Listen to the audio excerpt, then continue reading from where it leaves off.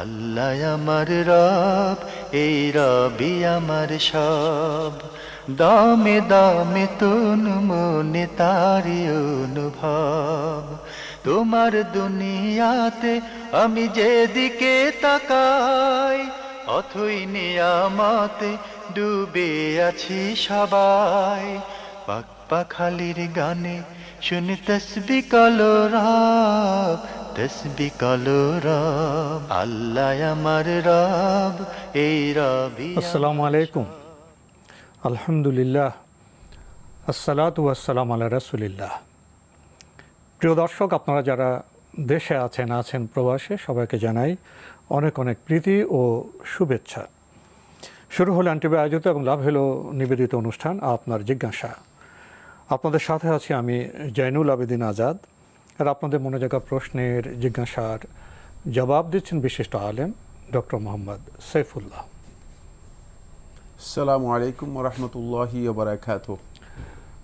প্রিয় দর্শক, চলুন তাহলে জিজ্ঞাসার জগতে। শুরুতে একটি চিঠি পাঠিয়েছেন তারিকুল ইসলাম শাহজাদপুর সিরাজগঞ্জ থেকে। লিখেছেন, জাদুবিদ্যা চর্চাকারী কি জান্নাতে যেতে পারবে? এটা কি গোপন শিরক? ধন্যবাদ। আপনি প্রশ্ন করেছেন যে জাদুবিদ্যা চর্চাকারী ব্যক্তি কি জান্নাতে যেতে পারবে। প্রথম কথা হচ্ছে, জান্নাতের মাসআলা আসবে পরে। প্রথম হচ্ছে জাদুবিদ্যার হুকুম কি, এটা আমরা জানব। তারপরে আসবে জান্নাতের মাসআলা, জান্নাতে যাবে কি যাবে না। প্রথম হচ্ছে জাদুবিদ্যা, এটি শিক্ষা গ্রহণ করা এবং চর্চা করা, প্র্যাকটিস করা, অর্থাৎ জাদু করা, সোজা কথা। এটি ইসলামী শরীয়তের মধ্যে হারাম এবং কুফরি। এর মাধ্যমে কোনো ব্যক্তি যদি ঈমানদার হয়ে থাকে, তার ঈমান নষ্ট হয়ে যাবে। এই মাসআলায় পৃথিবীর কোনো আলেম দ্বিমত পোষণ করেন নাই। দু একজন আলেম এর ধরনের মধ্যে মত পার্থক্য করেছেন। এর ধরনের মধ্যে যদি এমন বিষয় থাকে যেগুলো শিরক এবং কুফর, সেগুলোকে তারা বলেছেন যে তাহলে এই ব্যক্তি কাফির হয়ে যাবে। কিন্তু যদি এমন হয় যেগুলো প্রতারণামূলক,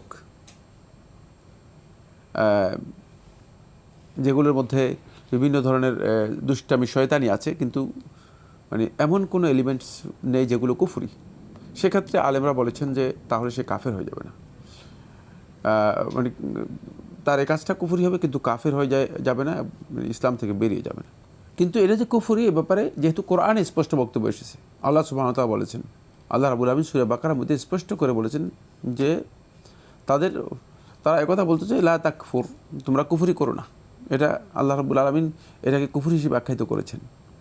ওয়া মা কাফারা সুলাইমান ওয়ালাকিন্না শায়াতিনা কাফারু, সুলাইমান কুফরি করে নাই, অর্থাৎ জাদুবিদ্যার সাথে সুলাইমানের কোনো সম্পর্ক ছিল না, জাদু সম্পর্কে বলা হচ্ছে। ওয়াত্তাবাউ মা তাতলু শায়াতিনু আলা মুলকি সুলাইমান, এই আয়াতটি পুরোটাই মূলত জাদুবিদ্যার সম্পর্কে বলা হচ্ছে। সেখানে আল্লাহ সুবহানাহু ওয়া তাআলা সুলাইমান আলাইহিস সালাতু ওয়াস সালাম সম্পর্কে বলতেছে যে তারা দাবি করেছে যে সুলাইমান জাদুবিদ্যা চর্চা করত, জাদুর মাধ্যমে সুলাইমান এই সমস্ত কাজগুলো করতো। আল্লাহ তাআলা বলছেন, ওয়া মা কাফারা সুলাইমানু, সুলাইমান কুফরি করে নাই, অর্থাৎ জাদুর সাথে সুলাইমানের কোনো সম্পর্ক ছিল না। ওয়ালাকিন্না শায়াতিনা কাফারু, ওই শয়তান দুষ্ট প্রকৃতির এই লোকগুলো তারাই কুফরি করেছে, যারা আল্লাহর রহমত থেকে বিতাড়িত হয়েছে, যারা নিজেরা বঞ্চিত এবং বিতাড়িত, তারাই মূলত এই কুফরি কাজে লিপ্ত হয়েছে। সুতরাং এখান থেকে বোঝা যায় যে কাজটি কুফরি, কোন সন্দেহ। এখন আসবে যে এই চর্চা করলে সে ব্যক্তি অবশ্যই কাফির হয়ে যাবে। কিন্তু কোন ব্যক্তি কাফির সাব্যস্ত হওয়ার জন্য তার কাছে যদি কোনো সন্দেহ সন্দেহ থাকে, তার কাছে এমন কোনো সংশয় সন্দেহ থাকে যে সংশয় সন্দেহ দূর করা প্রয়োজন, তাহলে অবশ্যই সেই সংশয় সন্দেহ দূর করলে তারপর তার কুফরি সাব্যস্ত হবে। এই ক্ষেত্রে যদি কোনো ব্যক্তি মনে করে যে না, আমি নিশ্চিন্তে কোনো ধরনের শুভা সন্দেহ ছাড়াই, আমি মনে করি যে এটি কোনো বিষয় না, বরং এটা করতে ইসলামের কোনো বাধা নেই, বরং এটা জায়েজ, তাহলে সে ব্যক্তি অবশ্যই কাফির মুরতাদ হয়ে যাবে, কাফির মুরতাদ হয়ে যাবে। এই অবস্থায় যদি তার মৃত্যু হয়, তাহলে সে জাহান্নামী হবে, কোনো সন্দেহ নেই, যেহেতু কুফরি অবস্থা তার মৃত্যু হয়েছে। যাদের মৃত্যু কুফরি অবস্থায় হবে, যে অবস্থায় মৃত্যু হবে, ও কাফের, সে কাফের, তাহলে সে জাহান্নামী হবে, কোনো সন্দেহ নেই। কিন্তু কোনো ব্যক্তিকে ততক্ষণ পর্যন্ত কাফের অথবা মুশরিক সাব্যস্ত করা যাবে না যতক্ষণ পর্যন্ত তার এই বিষয়ে কোনো ধরনের সন্দেহ সংশয় আছে, অথবা এই ব্যাপারে তার কোনো ভিন্ন ধ্যান ধারণা অথবা কোনো অপব্যাখ্যা আছে কি না। যদি এই ধরনের কোনো অপব্যাখ্যা থাকে সেটা অবশ্যই প্রথমে দূর করার চেষ্টা করতে হবে। দূর করার পরেও যদি সে এই কাজে অব্যাহত চেষ্টা করে এবং মনে করে যে এটা কিচ্ছু না, এর কোনো বিধানই আমি মানি না, তাহলে অবশ্যই সে ব্যক্তি কাফের এবং জাহান্নামী হবে, কোনো সন্দেহ নেই। জাদুবিদ্যার চর্চাকারী কি শিরক করে? হ্যাঁ, এটা কুফর এবং শিরক দুটোই একসাথে। এটা কুফরি, কিন্তু মানে এর মধ্যে আসলে এক প্রকারের শিরকও থাকে, যেহেতু জাদু যারা করে থাকে এরা বেশিরভাগই জিনদের মাধ্যমে সহায়তা গ্রহণ করে থাকে, শিরকের মাধ্যমে। আমরা জানলাম বিষয়টি সম্পর্কে। প্রিয় দর্শক আরও লিখেছেন, ধরুন কোনো ব্যক্তি টাকা ধার বা কর্জ চাইলে না দেওয়ার অজুহাতে আমরা বলি আমার হাতে এখন টাকা নেই, অথচ টাকা পকেটে আছে। এমন উক্তি করার মধ্য দিয়ে আমরা বুঝাই যে আমাদের কাছে টাকা নেই। এই প্রকারের কৌশলী কথা বললে কি গুনাহ হবে, বা এই প্রকারের কথা কি মিথ্যা কথা হিসেবে গণ্য হবে? আপনি যদি দেখেন যে তাকে টাকা দেওয়াটা আপনার জন্য মানে সমীচীন নয়, তাহলে সেক্ষেত্রে আপনি যদি কোনো কৌশল অবলম্বন করেন, তাওরিয়া অবলম্বন করেন, সেটা জায়েজ। কিন্তু তাওরিয়ার ধরন এমন হতে পারবে না যেটা প্রকাশ্য মিথ্যা। আপনার কাছে টাকা আছে, আপনি বলবেন যে না আমার কাছে টাকা নেই।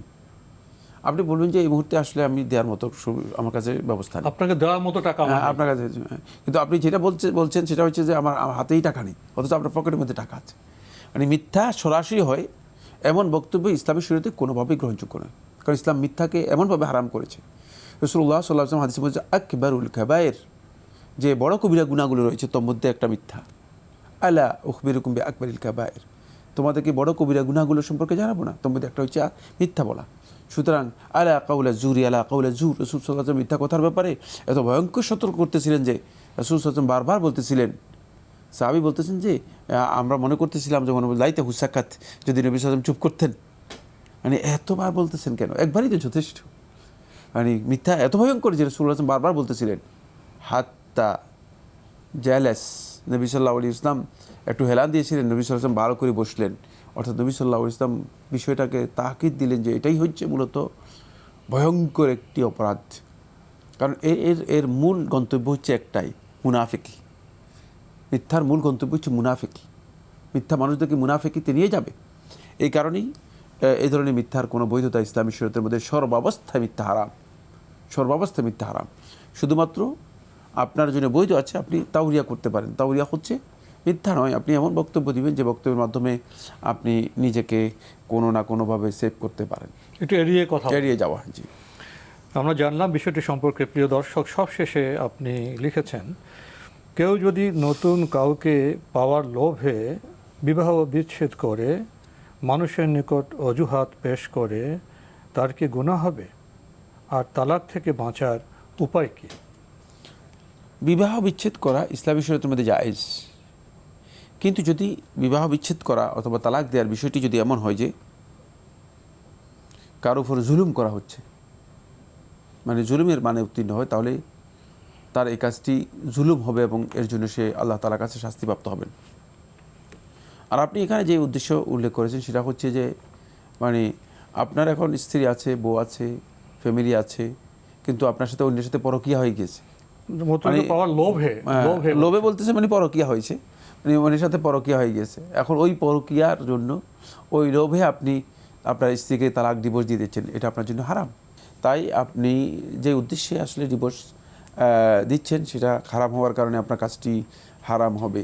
খবরদার, এখান থেকে সতর্কতা অবলম্বন করতে হবে। কিন্তু ইসলামী শরীয়তে ডিভোর্স দেওয়া স্বাভাবিকভাবে যে হুকুম সেটা হচ্ছে হালাল।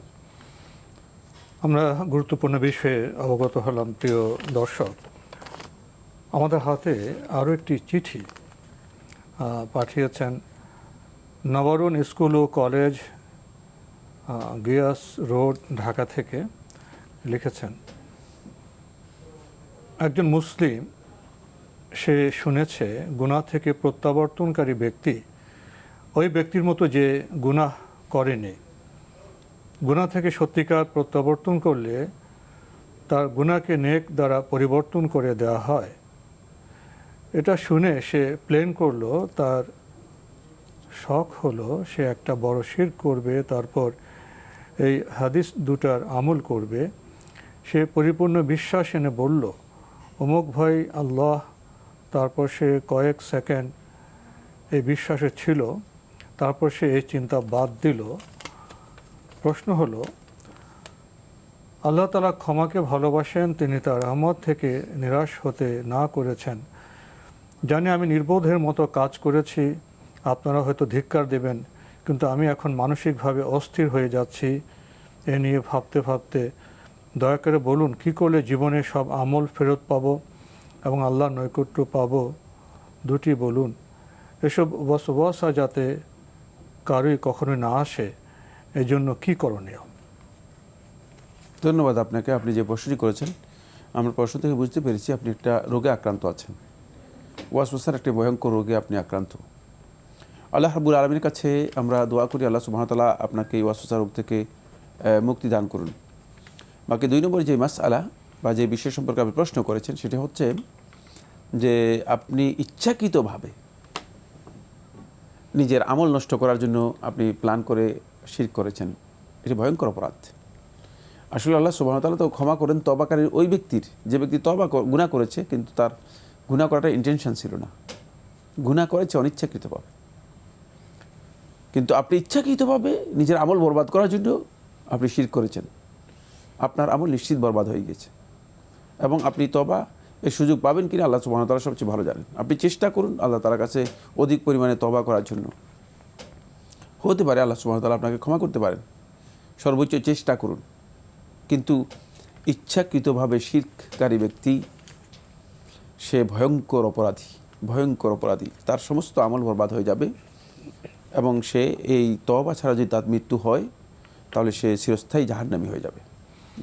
আমাদের হাতে একটি ইমেল পাঠিয়েছেন আনোয়ার হোসেন, বিজয়পুর বাজার, কুমিল্লা থেকে লিখেছেন, গরু, ছাগল, মহিষ ইত্যাদি পশুগুলোর উপর জাকাতের নিয়ম কিংবা বিধিবিধান কেমন? ধন্যবাদ আপনাকে। গরু, ছাগল, মহিষ এই তিনটির উপর জাকাত আসবে। গরু এবং মহিষ একই জিনিস, ছাগল ভিন্ন জিনিস। গরু এবং মহিষ একই জিনিস। কোনো ব্যক্তি যদি 30 ঊর্ধ্ব গরু থাকে, 30-এর বেশি মানে 30 ঊর্ধ্ব যদি তার গরু থাকে, আর সেগুলো যদি সায়েমা হয়, সায়েমা হচ্ছে যেমন চারণভূমিতে সে ছেড়ে দেয়, এগুলো দিয়ে স্বাধীনভাবে খাওয়া দাওয়া করে, স্বাধীনভাবে খায়, তারপরে সেগুলো সে শুধুমাত্র মানে বৃদ্ধি করার জন্য, মানে এটাকে কি বলা হয়, তাকে পশুপালনের জন্য, হ্যাঁ, মানে খামারের জন্য করেছে। এটা এই জন্য নয় যে এগুলো দিয়ে কোনো মানে পানি বহন অথবা কোনো কাজ করানো হচ্ছে, ব্যক্তিগত প্রয়োজন না, ব্যক্তিগত ব্যবহার করা হচ্ছে না, ব্যবহারের জন্য নয়। তাহলে এই অবস্থায় সেগুলোতে 30 ঊর্ধ্ব হলে তাহলে এগুলোতে জাকাত ওয়াজিব হবে। একটি 1 বছরের বাছুর এখানে ওয়াজিব হবে যদি 1 বছর এভাবে থাকে, যদি 1 বছর এভাবে থাকে। 30 ঊর্ধ্ব হতে হবে, অবশ্যই 30 ঊর্ধ্ব হতে হবে। যদি 40 হয় তাহলে একটি 2 বছরের গরু তার উপর কী হয়ে যাবে, জাকাত হিসেবে ওয়াজিব হয়ে যাবে। এগুলো একটা নির্দিষ্ট নিয়ম আছে, সেই নিয়মে জাকাত ওয়াজিব হবে। এর একটা নেশাব আছে, নেশাব হচ্ছে 30, আর এর উপর মিকদারুল ওয়াজিব মানে ওয়াজিব বা ফরজ জাকাতের পরিমাণ হচ্ছে ন্যূনতম হচ্ছে একটি 1 বছরের বাছুর। তারপরে ছাগলের ক্ষেত্রে কমপক্ষে 120 হচ্ছে নেশাব। 120 যদি নেশাব হয়ে থাকে তাহলে 120-এর মধ্যে একটি ছাগল তার উপর ওয়াজিব, একটি 20টি ছাগলের মালিক হতে হবে, অবশ্যই 120 হতে হবে। 120 ছাগল যদি হয়ে থাকে তাহলে 120 ছাগলের মধ্যে তার একটি ছাগল তার উপর প্রথমে ওয়াজিব হবে। তারপরে একেবারে 200 পর্যন্ত আর ওয়াজিব হবে না। যদি 200 হয় তাহলে 2টি ছাগল ওয়াজিব হবে, 200 পর্যন্ত 2টি ছাগল ওয়াজিব। তবে শর্ত হচ্ছে এগুলোর মধ্যে 1 নম্বর হলো এগুলো ব্যবহারের কাজে, এমন কোনো কাজের জন্য ব্যবহার করতে পারবে না। 2 নম্বর হচ্ছে এগুলো সাইমা হতে হবে। সাইমা হচ্ছে এগুলো চারণভূমিতে নিজস্ব মানে খাবে, ছেড়ে দেওয়া হবে, এগুলোর জন্য আপনার ব্যক্তিগত আলাফ, ব্যক্তিগত মানে এটাকে কয় খাবার, ব্যক্তিগত খরচ ইত্যাদি ইত্যাদি করছেন না, ব্যক্তিগতভাবে এগুলো মানে করতেছেন না, মানে প্রাকৃতিকভাবে এটা এটা এগুলো এগুলো খেতে হবে। তারপর হচ্ছে 1 বছর অবশ্যই এগুলো 1 বছর কী করতে হবে, আপনার এখানে থাকতে হবে। এই পরিমাণ যদি থাকে তাহলে আপনার উপর জাকাত ওয়াজিব হবে, এবং জাকাতের পরিমাণ আস্তে আস্তে করে মানে বাড়তে থাকবে। প্রত্যেক ফিকুল্লি মিআতিন প্রত্যেক 100-তে একটি ছাগল, প্রত্যেক 100-তে একটি ছাগল, এভাবে আপনার উপর ছাগল এর পরিমাণ বৃদ্ধি পাবে, ওয়াজিব বৃদ্ধি পাবে। আর গরুর ক্ষেত্রে ঠিক একই ধরনের। যখন গরুর ক্ষেত্রে আমরা 40-এ গিয়েছি তখন আমরা বলেছি কি 40-এ আমরা বলেছি যে 40-এ গেলে একটা মুসিন্না, একটা 2 বছরের একটা গরু থাকলে 1 বছর পরে, জি মানে 40 থাকলে 1 বছর পরে একটা মুসিন্না, 2 বছর বয়সী একটা গরু বাছুর হবে, 2 বছর বয়সী। আবার সেটা যদি 60-এ চলে যায় তাহলে দুটি দিতে হবে 1 বছর বয়সী, দুটি 1 বছর বয়সী দিতে হবে, দুটি 1 বছর বয়সী দিতে হবে। যেহেতু মানে 60-এর 70-এ যদি চলে যায় তাহলে পার্থক্য হয়ে যাবে। 70-এর পার্থক্য হবে কি, একটি 1 বছরের বাছুর আর একটা 2 বছরের বাছুর আসবে, এভাবে। জি, আমরা জানলাম বিধিবিধান সম্পর্কে। প্রিয় দর্শক, আরও লিখেছেন, লোক দেখানো ইবাদত বলতে কি বোঝায়? এ বিষয়ে অনেকে বোঝেন না, তেমন ধারণাও নেই। আমরা যারা মুসলিম উম্মার অন্তর্ভুক্ত, আমাদেরকে এ বিষয়ে সচেতন হবার জন্য যদি সহি পদ্ধতি বলতেন তাহলে উপকৃত হতাম। লোক দেখানো ইবাদত আসলে প্রশ্ন উত্তরের প্রোগ্রাম শুধুমাত্র আমরা চাই যে আমাদের জীবন ঘনিষ্ঠ যে প্রশ্নগুলো আছে সেগুলো উত্তর দেওয়ার জন্য, মানে কারণ এর প্রত্যেকটি বিষয় অনেক দীর্ঘ আলোচনার দাবি রাখে। প্রত্যেকটি বিষয়ে লোক দেখানো ইবাদতের প্রথম সূরত হচ্ছে 2টি, প্রথম ধরন হচ্ছে 2টি। 1 নম্বর হচ্ছে আপনি ইবাদত করতেছেন, নামাজ পড়তেছেন, রোজা রাখতেছেন ইত্যাদি ইত্যাদি, যেগুলোকে ইবাদত বলা হয় থাকে, সেগুলো ইবাদত পালন করতেছেন। উদ্দেশ্য হচ্ছে মানুষদেরকে জানাবেন অথবা শোনাবেন অথবা দেখাবেন, যে লোকেরা প্রদর্শন করার জন্য। কারণ এর মাধ্যমে আপনি মানুষের কাছে একটু নিজে প্রোফাইলটা বৃদ্ধি পেল, মানুষ আপনাকে হয়তো বলবে যে লোকটা পরহেজগার, লোকটা মানে মোত্তাকি, লোকটা আল্লাহকে ভয় করে, লোকটা ধর্মপ্রাণ ইত্যাদি ইত্যাদি। প্রচুর শব্দ মানুষ তো ব্যবহার করে। এর জন্য, এই উদ্দেশ্যে আপনার এই ইবাদতটুকু শিরক, এর মাধ্যমে আপনি সরাসরি শিরকে লিপ্ত হয়ে গেলেন। সওয়াব তো মোটেই না, এটা শিরকি, এটা একেবারেই শিরকি। মানে এর কোনো ধরনের মানে আপনি কোনো বেনিফিট তো পাবেনই না, ইবাদতও হবে না, এবং এটা হচ্ছে মূলত একেবারেই ইখলাস মুক্ত একটা শিরকি কাজ। 2 নম্বর ধরন হচ্ছে আপনি ইবাদত করতেছেন আল্লাহর সন্তুষ্টির জন্যই, লোক দেখানোর জন্য নয়। আল্লাহ রাব্বুল আলামিনের মর্জির জন্যই, আল্লাহ তাআলার সন্তুষ্টিকে টার্গেট করে ইবাদত করতেছেন। কিন্তু এর ফাঁকে আপনার মনের মধ্যে এমন একটা চেতনা, এমন একটা অবস্থা তৈরি হয়েছে, যে অবস্থাটা যে মানে আমি আমার ব্যাপারে মানুষের পর্যবেক্ষণটা নিজের কাছে কেমন কেন জানি গুরুত্ব মনে হচ্ছে। মানুষ কি বলে, মানে ব্যবসাটা এমন যে আমি যে দাওয়াতি কাজ করি, মানুষ কি বলে। যেমন নামাজের পরে আপনি জিজ্ঞেস করেন যে নামাজটা পড়ালাম কেমন লেগেছে, মানে এখানে আপনি আসলে পর্যবেক্ষণ করতেছেন মানুষের দৃষ্টিভঙ্গি, মানুষের চিন্তাধারা, মানুষ কীভাবে দেখছে। আপনি একটা বক্তব্য দিলেন, মানে কোথাও গেলেন, আপনি একটা বক্তব্য দিলেন, বক্তব্য শেষে বললেন আজকে বক্তব্যটা কেমন লাগলো, মানে এর উদ্দেশ্য কি? এর উদ্দেশ্য হচ্ছে মানুষের পর্যবেক্ষণটাকে আপনি আত্মসন্তুষ্টি, এখানে অনেকটা ভাবে মনছে, মানে নিজেকেই না আল্লাহ উদ্দেশ্য আল্লাহ সন্তুষ্টির জন্য বাস্তবে গিয়ে, কিন্তু এখানে পর্যবেক্ষণটাকে কাছে রাখতেছে। বুঝতে পেরেছেন? এটা হচ্ছে রিয়া, এটা হচ্ছে ভয়ঙ্কর ধরনের রিয়া। এটাকে রাসূলুল্লাহ সাল্লাল্লাহু আলাইহি ওয়াসাল্লাম বলছেন এটা হচ্ছে শিরকুন আসগর, ছোট শিরক। এর মাধ্যমে ওই আমলটুকু আপনার পরিপূর্ণরূপে বরবাদ হয়ে যাবে। আগের যেটা বলেছি এটা হচ্ছে শিরকে আকবর, বড় শিরক। এর মাধ্যমে সমস্ত আমল বরবাদ হয়ে যাবে, মানে একেবারে সমস্ত আমল বরবাদ হয়ে যাবে। তার নামাজ, রোজা, হজ, যাকাত কিছুই তার কাজে আসবে না, সবটাই তার বরবাদ হয়ে যাবে। কিন্তু পরেরটা হচ্ছে রিয়া, এর মাধ্যমে যে আমলটুকু করেছে ওই আমলটুকু কিয়ামতের দিন তার নেক আমলের মধ্যে তিনি আর পাবেন না।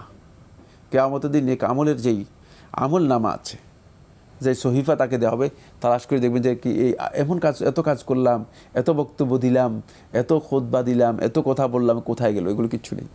তার কারণ হচ্ছে ওই যে পর্যবেক্ষণ, মানুষের পর্যবেক্ষণ, মানুষের দৃষ্টিভঙ্গি এটাকে গুরুত্ব দিয়েছে, এটাকে গুরুত্ব দিয়েছে, এটার উদ্দেশ্য মানে এর একটা অংশ সেদিকে চলে গিয়েছে, ফলে তার ওই ইবাদতটুকু আল্লাহ সুবহানাহু ওয়া তাআলা বরবাদ করে দিয়েছে, নষ্ট হয়ে গিয়েছে। এটা হচ্ছে লোক দেখানোর দ্বিতীয় পর্যায়ে ওই ব্যক্তি মুশরিক হবে না, মানে মুশরিক হয়ে যাবে না, ইসলাম থেকে খারিজ হয়ে যাবে না, কিন্তু তার এই কাজটি তার ওই আমলটুকুকে নষ্ট করে দেবে। আর এই ধরনের শিরকে যদি কোনো ব্যক্তি লিপ্ত হয় বা এই ধরনের কাজে লিপ্ত হয়, তাকে সে আস্তে আস্তে আস্তে আস্তে আল্লাহ রাব্বুল আলামিনের সন্তুষ্টির বাইরে চলে যাওয়ার সম্ভাবনা রয়েছে। কারণ এটা হচ্ছে বারিদু শিরকিল আকবর, মানুষদেরকে শিরকে আকবরে পৌঁছে দেওয়ার একটা মানে মাধ্যম, শিরকে আকবরের দিকে ঠেলে দেওয়ার একটা মাধ্যম। সুতরাং কোনো ব্যক্তি যখন এই ধরনের কোনো কাজে নিজেকে লিপ্ত করবে, সে ব্যক্তি হতে পারে যে এইভাবে আস্তে আস্তে করে খারাপ কাজের দিকে অথবা শিরকে আকবরের দিকে চলে যেতে পারে। তো আজকে আমাদের এখানে শেষ করতে হচ্ছে। আপনাকে অনেক ধন্যবাদ। আপনাকে অনেক ধন্যবাদ। প্রিয় দর্শক, আমরা দেখছিলাম এনটিভি আয়োজিত এবং লাভ হলো নিবেদিত অনুষ্ঠান আপনার জিজ্ঞাসা। আমাদের এই অনুষ্ঠান আপনারা এনটিভি অনলাইনেও দেখতে পারবেন, ভিজিট করুন www.ntvbd.com। এছাড়া ইউটিউবে এবং আমাদের ভেরিফাইড ফেসবুক পেজে অনুষ্ঠান দেখতে পারবেন। শেষে এসে আমরা যে প্রশ্ন পেলাম, খুব ভেবে দেখার মতো। যারা ইবাদত করছেন তাদের বিষয়ে বলা হয়েছে, যদি প্রদর্শন ইচ্ছা থাকে ইবাদতের ক্ষেত্রে পরিণতি কেমন হবে? সব ইবাদত হবে একমাত্র আল্লাহর সন্তুষ্টির উদ্দেশ্যে। তাহলে ভুল পথে না যাওয়ার ব্যাপারে যেমন আমাদের সচেতন থাকতে হবে, ঠিক তেমনিভাবে আমাদের ইবাদত একমাত্র শুধু আল্লাহর সন্তুষ্টির জন্য করব, প্রদর্শন ইচ্ছার জন্য নয়। কেউ কি বলল, কে কি ভাবলো, সে বিষয়কে আমরা গুরুত্ব দিতে পারবো না। তাই ইবাদতের ক্ষেত্রে আমাদের খুবই সতর্ক থাকা প্রয়োজন। চিঠি লিখুন, প্রশ্ন পাঠান আমাদের ঠিকানায়। পরিচালক আপনার জিজ্ঞাসা, এনটিভি, বিএসসিসি ভবন, 7ম তলা, 102 কাজী নজরুল ইসলাম অ্যাভিনিউ, কারওয়ান বাজার, ঢাকা 1215। ইমেল অ্যাড্রেস আপনার জিজ্ঞাসা @ntvbd.com। প্রিয় দর্শক, মহান আল্লাহ আমাদের সবাইকে নিরাপদে রাখুন শান্তিতে। আসসালামু আলাইকুম। আল্লাহ আমার রব, এই রবি আমার সব, দামে দামে তুন মনে তারি অনুভব। আল্লাহ আমার রব, এই রবি আমার সব।